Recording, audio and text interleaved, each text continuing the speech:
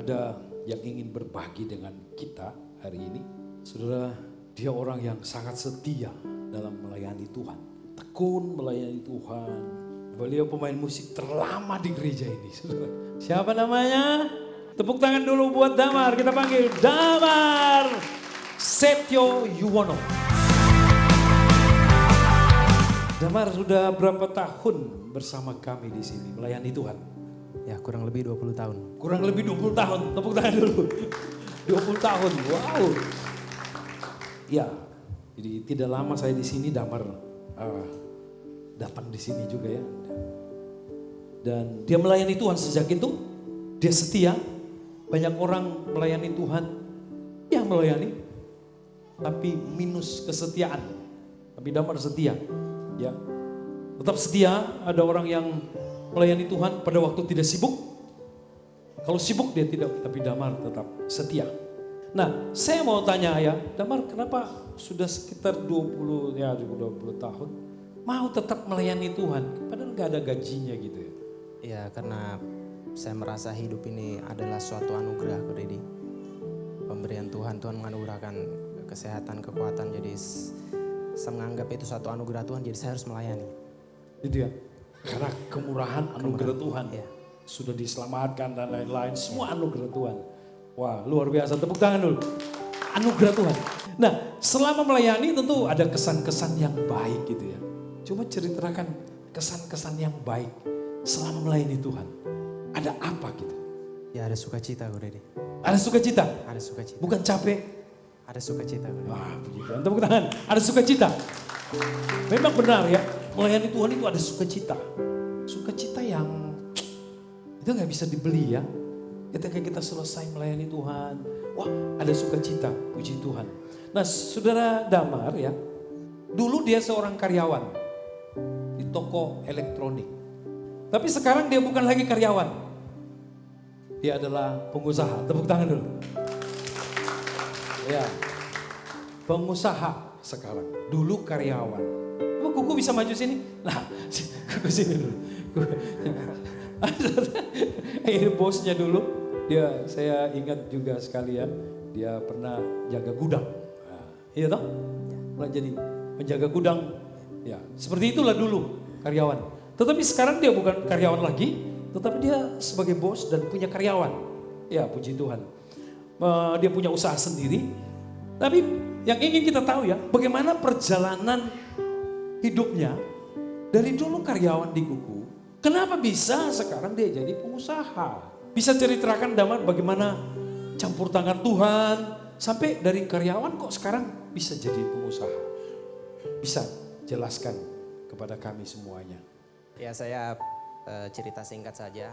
Tanggal 20 Juli 2002 saya datang di Sengkang untuk bekerja di toko Mega Elektronik.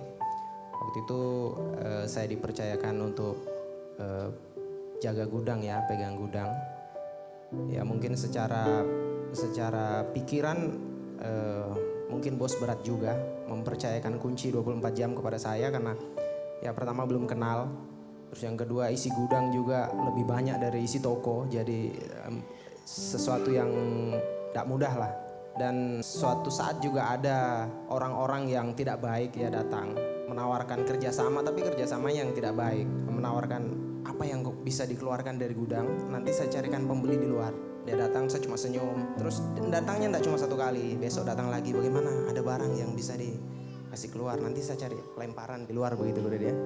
Tapi saya cuma senyum. Ada tawaran seperti itu di mana-mana untuk melakukan kecurangan. Tapi Damar waktu itu menerima atau menolak?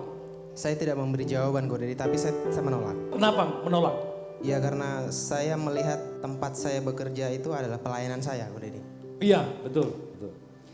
Jadi saat saudara bekerja, melihat tempat saudara bekerja itu sebagai tempat pelayanan, maka saudara akan bekerja dengan baik. Wow. Saudara tidak akan mencuri, saudara tidak akan menipu, saudara tidak akan korupsi. Karena saudara tahu bahwa yang saudara lakukan itu untuk Tuhan. Jadi waktu itu datang lagi, besok orangnya datang lagi, saya cuma senyum. Nanti orangnya bosan sendiri, dia bilang ini yang jaga gudang ini murah senyum tapi sekek kayaknya. Dia bilang gitu. Gak mau kerja sama. Tidak mau kerja sama. Jadi karena saya tidak merespon, akhirnya dia capek sendiri Ko Dedi. Tidak mudah ya, tidak mudah. Jujur tidak mudah. Kalau Damar orang yang tidak punya firman, tidak takut Tuhan, dia pasti meresponi karena menguntungkan. Dan itu banyak terjadi, bukan hanya orang di luar Tuhan, tetapi anak-anak Tuhan banyak melakukan itu. Tapi saya mau beri pesan di awal tahun ini. Saudara, ketika itu tidak sejalan dengan Tuhan, bukan hal yang benar di mata Tuhan, maka saya nasihati saudara, saudara ingin berhasil, saudara perlu memutuskan menolak. Katakan amin. Walaupun sedikit, saudara lihat sedikit. Sama saja, sedikit atau banyak. Orang-orang berpikir ini kesempatan saya melihat ini bisa untung banyak. Tetapi saya mau katakan, Anda sedang menuju kegagalan. Ya lanjut. Ya andai kata pun itu hari saya mengeluarkan barang Ko Dedi, Ya. ada kesempatan dan saya tahu bahwa ini barang tidak akan ketahuan. Kalau ini saya ambil, saya jual di luar, ini tidak akan ketahuan. Tapi itu saya tidak mau melakukan itu Ko Dedi. Nah singkat cerita, sekitar 7 tahun saya kerja, terus saya bicara sama bos mengajukan surat pengunduran diri karena saya akan keluar. Jadi saya keluar baik-baik. 1 tahun sebelum saya keluar itu saya menyampaikan sama bos, bilang bos saya akan keluar. Jadi saya keluar itu bukan karena suatu masalah, ataupun kan kebanyakan sekarang orang tiba-tiba clash sama bosnya atau ditegur sama bosnya, marah terus tiba-tiba maki-maki bosnya terus dia keluar, atau dikasih rusak barang apa terus dia keluar. Kalau saya enggak Ko Dedi.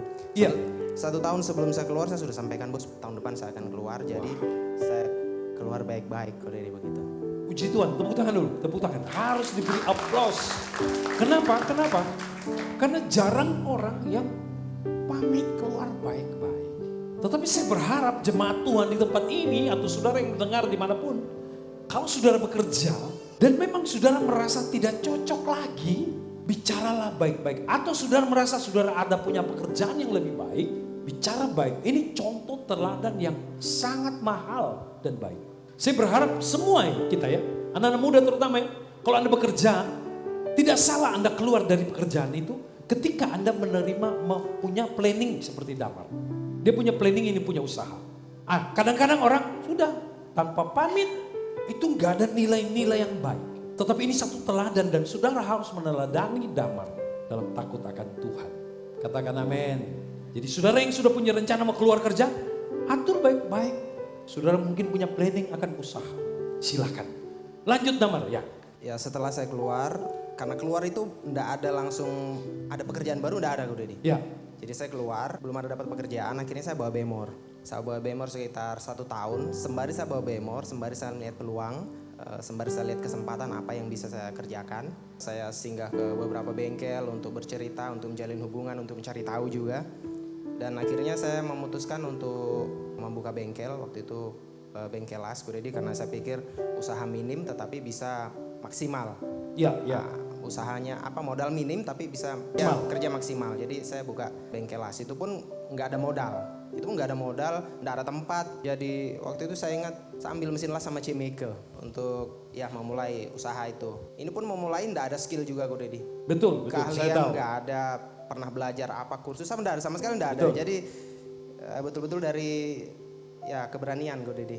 Nah terus setelah buka usaha tidak langsung jalan Ko Dedi ya, tidak langsung berjalan.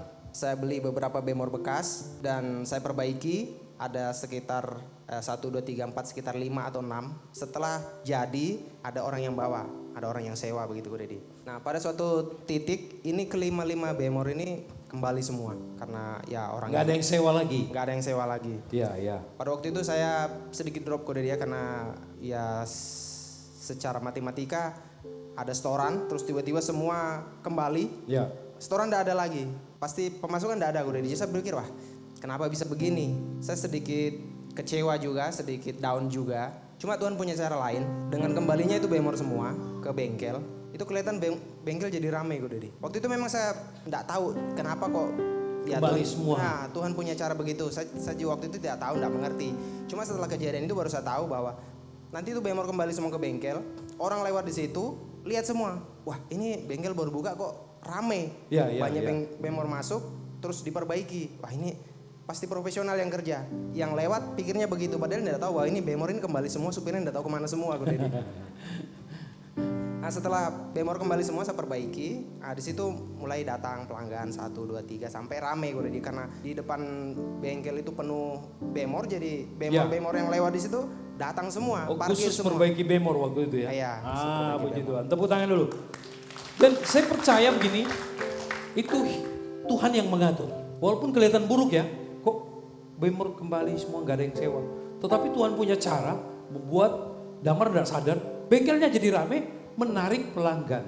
Nah sejak itu rame ya bengkel. Nah saya mau tanyakan, tentu pasti ada usaha dan tindakan dari tidak punya, dari karyawan. Tentu tidak jadi dengan sendirinya. Ada punya apa ya, visi atau apa begitu, memikirkan ke depan. Coba ceritakan dikit dengan singkat cepat. Ya memang semuanya itu tidak Tuhan langsung berikan ya. Kita harus memikirkan, kita harus punya rencana. Terus nggak mungkin tiba-tiba nih saya kasih ini. Harus dari nol, harus dari awal sedikit demi sedikit. Nggak mungkin kan Tuhan kasih langsung yang besar begini bagaimana. Sedangkan yang kecil aja nggak bisa dijalankan. Apalagi Tuhan langsung kasih yang besar. Jadi ada visi, kepingin memang menjadi pengusaha. Ya. Bagaimana setelah punya ini tentu ada usaha dilakukan ya. Dan Damar mulai menyusun rencana. Saya tahu Damar ini waktu dia punya rencana buka bengkel, saya juga sempat mikir itu. Dia kan nggak punya pengalaman bengkel lah apa. Tetapi karena ada visi, dia mulai belajar ya. Belajar internet, cari tanya-tanya juga. Nah seperti itu. Jadi saudara, adik-adik semuanya di sini, semua. Dan terakhir, pasti karena Tuhan. Ya. Coba ceritakan sedikit bagaimana bersukses karena Tuhan. Ya, saya mau tambahkan lagi satu Ko Dedi. Kadang keadaan yang kita lihat tidak enak, kadang keadaan yang lihat kita menyakitkan, itu kadang kita lupa bahwa Tuhan juga ada di situ untuk bekerja untuk mendatangkan suatu kebaikan buat kita. Betul, tepuk tangan dulu. Sangat betul. Ya. Tadi yang kejadian pertama Ko Dedi, bemor kembali semua. Terus kejadian yang kedua itu pada saat saya masih bekerja, itu kan saya sewa tempat Ko Dedi. Yang punya tanah itu kasih turun batu pondasi. Kasarnya saya diusir Ko Dedi tanpa memberitahu saya terlebih dahulu. Nah pada saat itu saya sama istri saya sempat menangis Ko Dedi. Wah ini Given bagaimana, baru kecil, baru belajar berjalan, kita nggak tahu mau tinggal di mana. Terus istriku bilang kasih tinggal sama oma saja, kita nggak tahu mau tinggal di mana ini karena batu pondasi sudah turun, sudah mau gali pondasi, kita masih ada di situ, jadi kita cepat disuruh diusir Ko Dedi. Ya tanpa. Waktu itu saya merasa tertekan juga Ko Dedi. Cuma saya tahu itu cara Tuhan untuk mengusir saya dari situ supaya saya bisa punya lokasi sendiri Ko Dedi. Amin, amin. Nah, terus saya cari lokasi, dapat di daerah Jalan Srikaya, daerah Takai. Waktu itu memang masih sepi, tetapi Tuhan kasih tempat itu sekarang jadi ramai Ko Dedi. Amin, amin. Dan tepuk tangan buat Damar. Jadi dia berhasil semua karena Tuhan. Ya, jadi saya tambahkan lagi tadi. Yang pertama karena berkat Tuhan, yang kedua ada istri yang mendukung, yang ketiga ada teman-teman dekat yang membantu. Terus jangan menyerah, terus jangan pernah berhenti untuk mau belajar. Amin. Oke, terima kasih Damar. Tepuk tangan buat Damar. Terima kasih buat berbagi dengan kami. Tuhan Yesus memberkati.